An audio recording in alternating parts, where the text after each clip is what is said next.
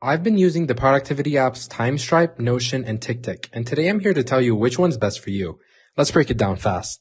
First up, we have Timestripe. It's a goal-oriented planner with a sleek visual timeline. You can map out daily tasks or big life goals across days, weeks, or years. It's got habit tracking and team collaboration features too, all wrapped in a minimalist design. Perfect if you love structure and long-term vision.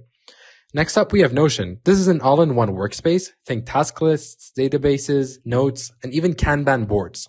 It's super customizable so you can build whatever system you want. It shines for teams or anyone juggling projects, but it might feel overwhelming if you're new to it. Finally, we have TickTick. It's a straightforward task manager with a clean interface. You get to-do lists, reminders, and built-in Pomodoro timers, and habit tracking. It's great for personal use and staying on top of daily tasks without the extra fluff. So, how do they stack up? Timestripe's your go-to for long-term planning and goal setting. Think big picture stuff. Notion's the champ for flexibility and team projects. It's like a Swiss Army knife for productivity. TickTick wins for simplicity and personal task management. Quick and easy. If you want minimal setup, TickTick's your pick.